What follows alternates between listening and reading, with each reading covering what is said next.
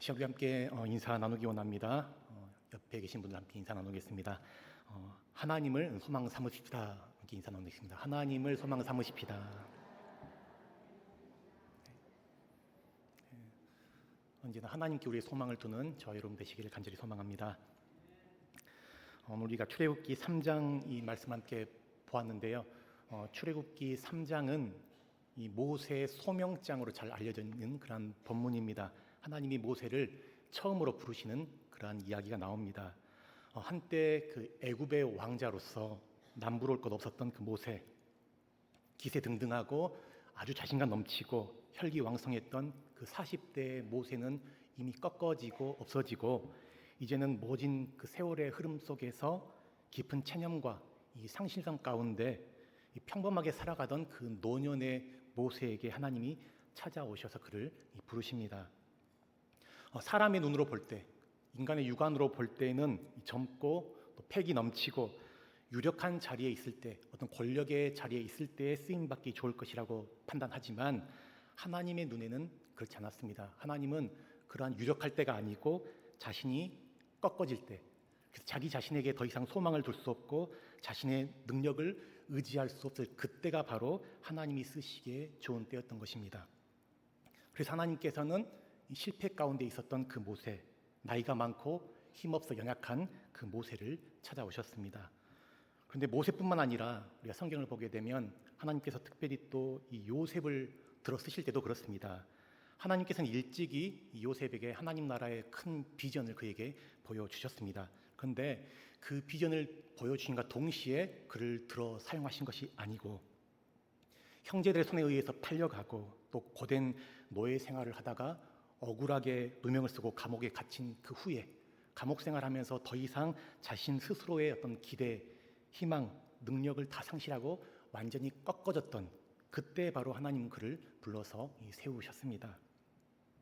이것으로 볼 때 우리는 하나님께서 당신의 일을 하실 때에 하나님은 항상 이 사람을 통해서 하나님의 일을 해 가시는데 그런데 사람의 능력으로서가 아니라 하나님이 친히 당신의 주권과 당신의 능력으로서 일하는 것을 우리가 깨닫게 됩니다.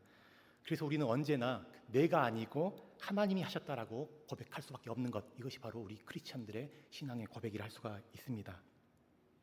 하나님은 조상 아브라함, 또 이삭, 야곱 이들과 맺은 그 언약을 기억하시고 그리고 그들의 후손인 이스라엘 백성들이 애굽에 노예되어서 고통 가운데 신음하며 부르짖는 그 소리를 들으셨습니다. 하나님은 이스라엘 백성들을 애굽에서 구원하시기 위해서 지금 그들을 이끌어낼 지도자로 모세를 부르신 것이죠. 근데 하나님이 모세를 부르시는 그 부르심의 장면이 좀 특별한데요. 하나님은 이 떨기나무 이 불꽃 가운데 모세를 찾아오셨습니다. 이 팔레스타인 지역은 우리가 잘 알다시피 매우 뜨겁고 건조해서 그 마른 이 떨기나무 가운데 불이 자주 붙는 그런 일들이 있었습니다. 그런데 신기하게도 이 떨기나무에 불이 붙었는데 보통 때 같으면 그 나무가 완전히 활활 타서 없어져 버려야 할 텐데 이 불꽃만 타오를 뿐 이 나무는 전혀 타지 않는 것이죠. 하나님이 이 떨기나무 불꽃 가운데 모세를 찾아오셔서 모세에게 내 백성 이스라엘을 애굽에서 인도하라는 그 사명을 주십니다. 이 마른 떨기나무, 이 소망 없고 쉽게 부스러질 것 같은 그 떨기나무, 어쩌면 이것은 모세 자신의 어떤 모습과도 같다고 볼 수가 있겠죠. 아무 소망 없는 더 이상 무용하다고 생각했던 그 모세 가운데 하나님이 임재하셔서 강한 불꽃으로 그를 사로잡으셔서 당신의 백성을 이끌어낼 그 귀한 소명을 주시는 것. 그래서 이 마른 떨기나무 위에 불꽃에 타오르는 그 모습 가운데 모세는 지금 자신을 부르시는 그 하나님의 그 부르심 가운데 그가 마주하게 되는 것이죠. 그 부르심의 말씀을 보게 되면 출애굽기 3장 10절 말씀 같이 한번 읽겠습니다. 이제 내가 너를 바로에게 보내어 너에게 내 백성 이스라엘 자손을 애굽에서 인도하여 내게 하리라. 아멘. 여기 말씀 보시면 이스라엘 백성 인도하는 주체가 누구인가? 모세가 아니에요. 여기 내가라는 것은 바로 하나님이시죠. 하나님이 모세를 바로에게 보내셔서 내 백성, 하나님의 백성입니다. 하나님의 백성 이스라엘을 모세로 하여금 인도하라가 아니고 인도하여 내게 하리라. 그러니까 하나님이 하시겠다는 것이죠. 하나님이 직접 하시겠다는 하나님의 의지를 지금 나타내 보여주십니다. 하나님이 주체가 되셔서 일을 친히 하시는데 모세를 하나님의 종으로, 하나님의 심부름꾼으로 지금 부르신다는 그런 말씀입니다. 그러니까 모세에게 하라는 것이 아니에요. 모세의 어떤 힘이나 자질이나 그의 능력을 요구하시는 것이 아닙니다. 모세는 그냥 하나님의 부르심에 순종하여 가면 되는 것입니다. 모세가 홍해를 가르는 것이 아니고 하나님이 홍해를 가르시는데 하나님이 모세의 손에 들린 그 지팡이를 통해서 하나님이 하시겠다라는 것입니다. 일은 하나님이 하시는 것이고 모세는 다만 순종하여 가면 된다는 것입니다. 하나님이 주인이시고 모세는 종인 것입니다. 그런데 이 모세의 반응을 보면 하나님이 이렇게 말씀하시는데 그거 어떻게 말하는가 보면 11절 말씀 같이 보겠습니다. 모세가 하나님께 아뢰되 내가 누구이기에 바로에게 가며 이스라엘 자손을 애굽에서 인도하여 내리까? 모세가 하나님께 묻는 것입니다. 내가 누구이기에 바로에게 갑니까? 그러니까 내가 누구이기에 이스라엘 백성들을 애굽에서 인도하여 냅니까? 라고 말합니다. 자기 자신은 그럴 사람이 못 된다는 것이죠.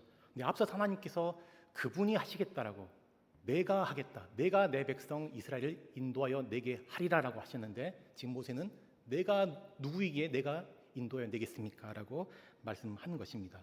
그러니까 모세는 지금 자기 자신에게 집중한 것이에요.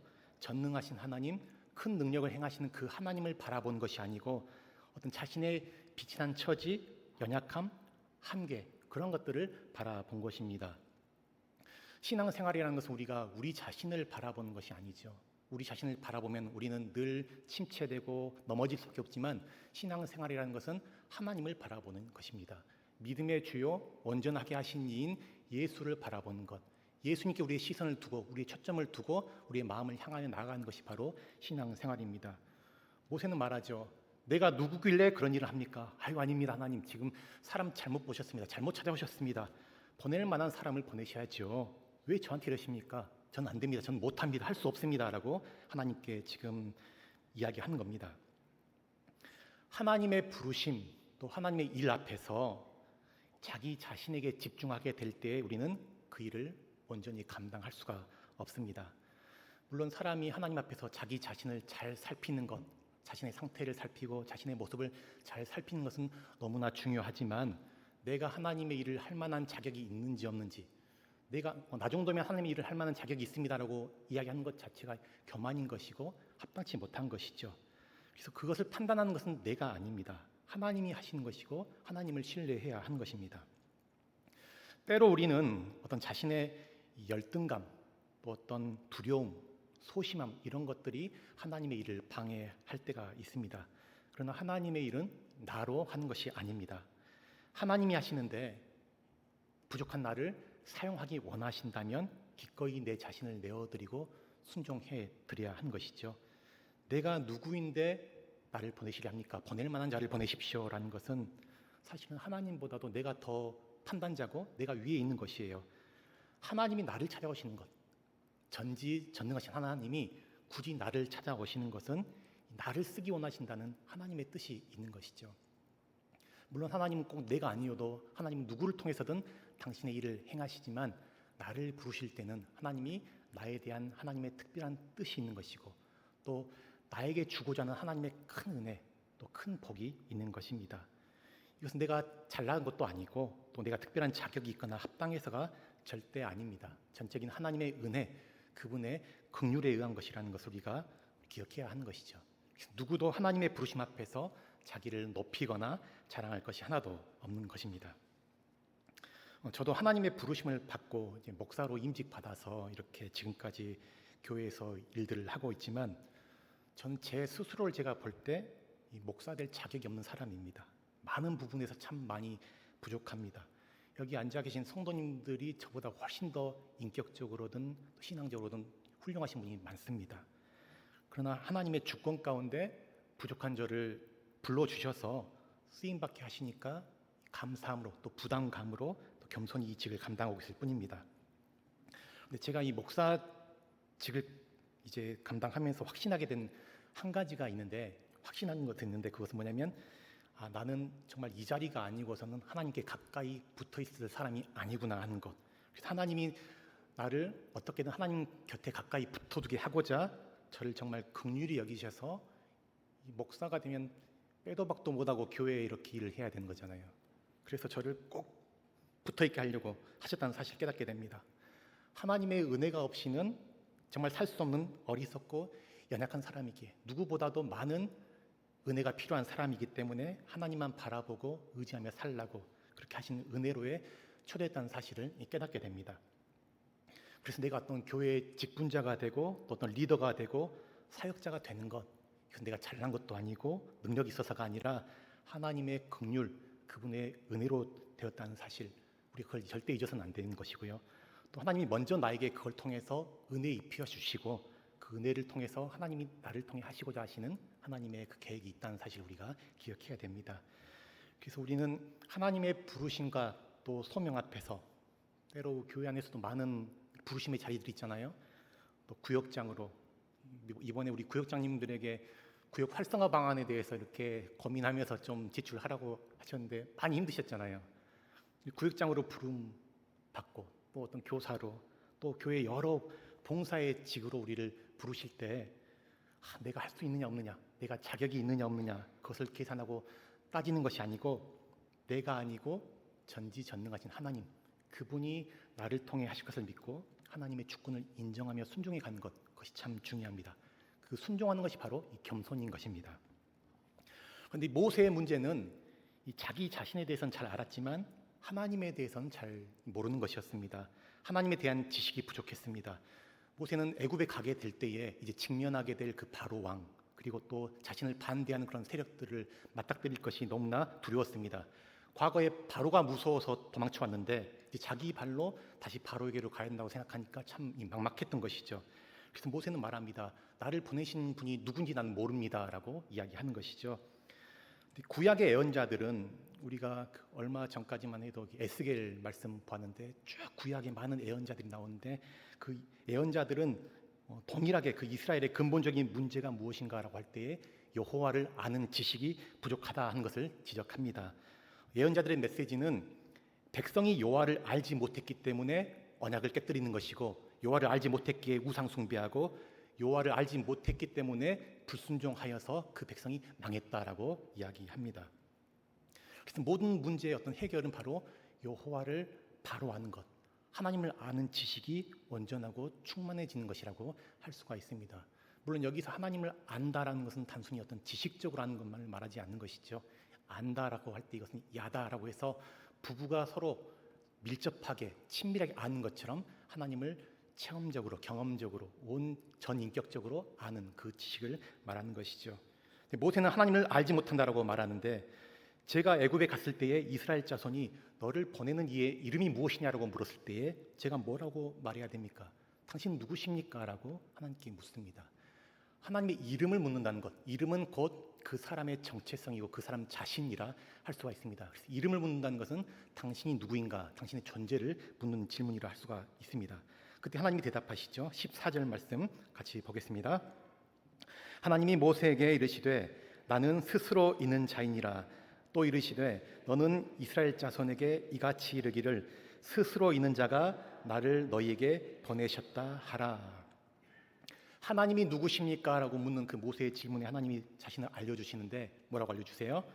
나는 스스로 있는 자다. 나는 스스로 있는 자. 근데 이 나는 스스로 있는 자다라는 이 말은 이 해석된 번역입니다.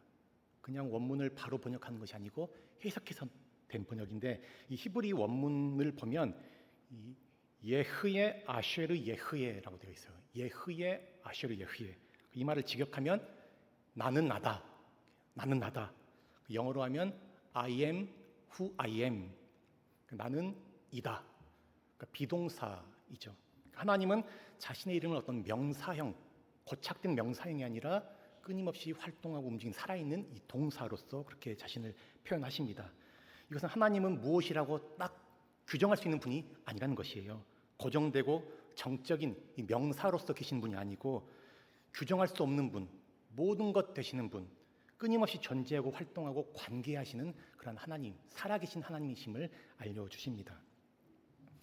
저와 여러분 저마다 이제 신앙생활을 처음 하게 된 그 배경, 또 내가 쭉 자라온, 지나온 그런 교회들의 어떤 형태라든지 신앙적인 색깔들, 토양들, 또 하나님을 체험하고 만난 그 경험들의 다양성에 따라서 각자 나름대로 자신들이 믿고 알고 있는 하나님 상들이 다 있으실 거예요. 하나님에 대해서 하나님은 이러한 분이시다라고 하는 그런 자신만의 하나님에 대한 이미지들, 하나님에 대한 그런 이해와 정의가 있을 것입니다.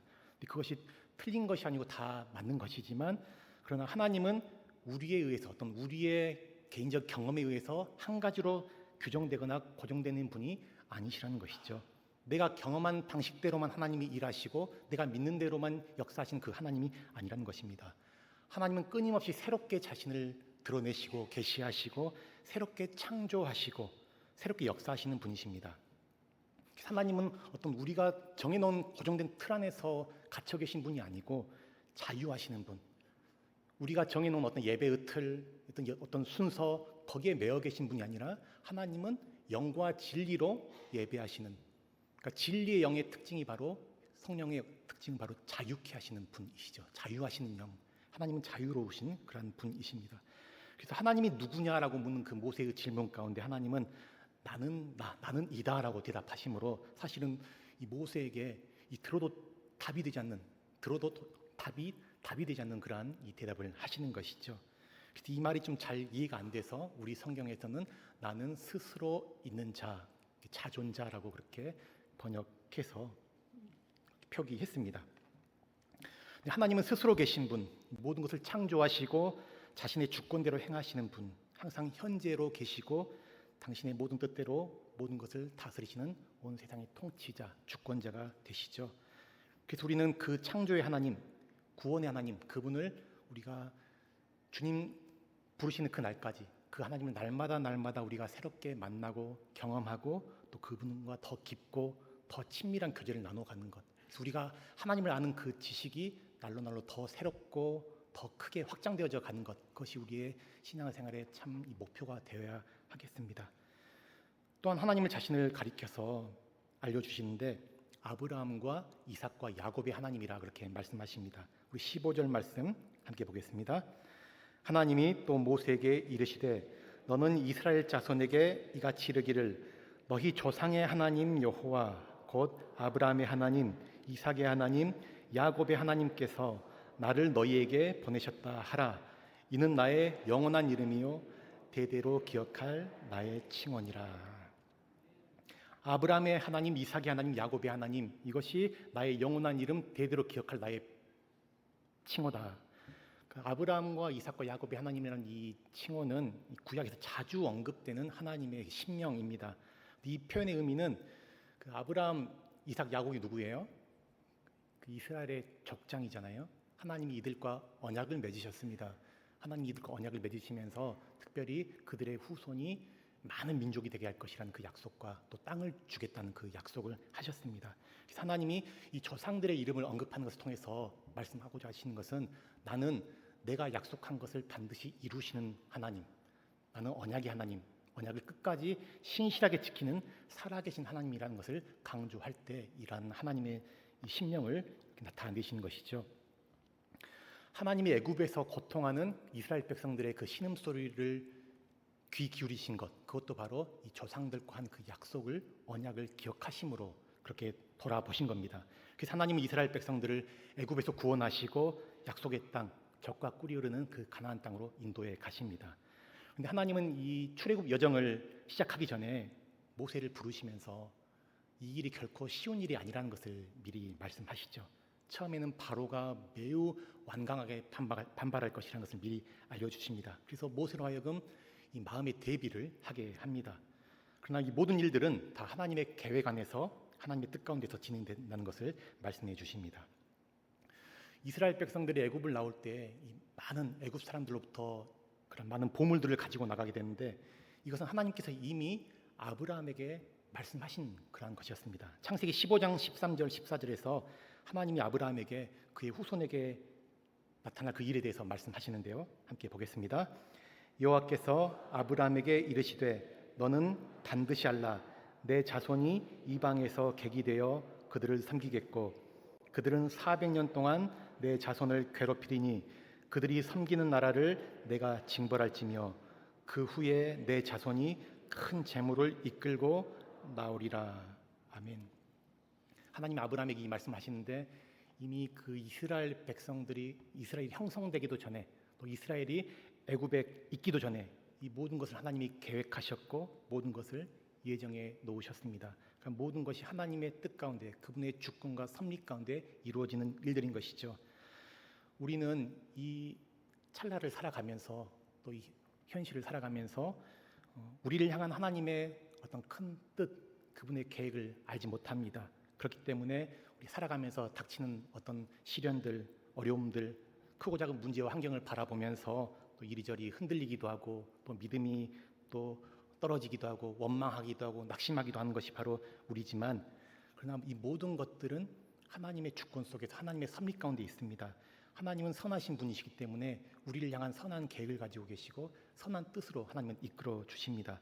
그래서 우리가 모든 일 가운데 하나님의 섭리를 인정하는 것, 하나님의 섭리의 신앙인 것이죠. 하나님의 섭리를 인정하고 그 안에서 하나님의 선한 뜻을 구하고 하나님을 신뢰하는 삶을 살아가는 것, 이것이 바로 믿음의 삶이라 할 수가 있습니다.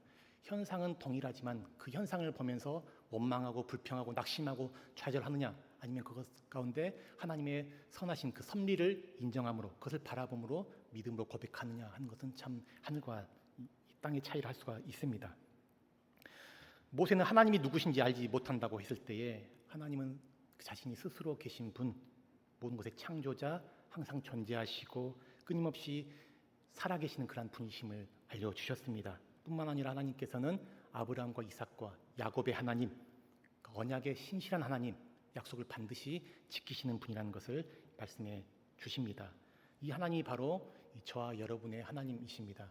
하나님은 지금도 저와 여러분을 사랑하십니다.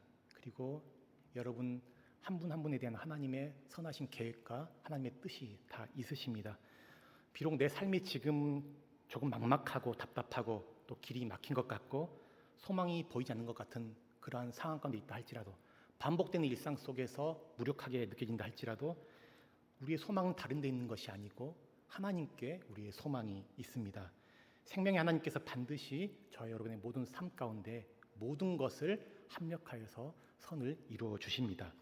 그래서 내 삶의 모든 환경과 상황, 모든 기쁨, 슬픔, 모든 행복과 아픔, 이 모든 일들을 하나님 안에서 우리가 그것을 바라보고 하나님 안에서 그것을 해석하고 하나님의 뜻을 쫓는 그러한 저와 여러분이 되기를 원합니다. 어떤 상황 속에서도 항상 신실하신 하나님을 신뢰하며 나아가는 우리가 되기를 간절히 바랍니다. 하나님은 온 세상의 통치자, 주관자이세요. 뿐만 아니라 우리 한 사람 한 사람의 통치자, 주관자가 되십니다. 내 삶의 주체, 내 인생의 주인, 그분이 바로 하나님이시죠. 우리는 입술로는 참 쉽게 하나님이 나의 주인이십니다, 내 삶의 참된 주관자십니다라고 고백은 하지만 실제로 제 자신을 돌아봐도 내가 주인 되어서, 내가 내 삶의 주체가 되어서 내가 내 삶을 끌어갈 때가 참 많은 것 같습니다. 그런데 정말 내가 주인 되어 있는 그 자리에서 내려와서 하나님이 내 인생의 참된 주인, 참된 주권자, 내 삶을 다스려 주시는 분이 되기를 우리가 간절히 소망합니다.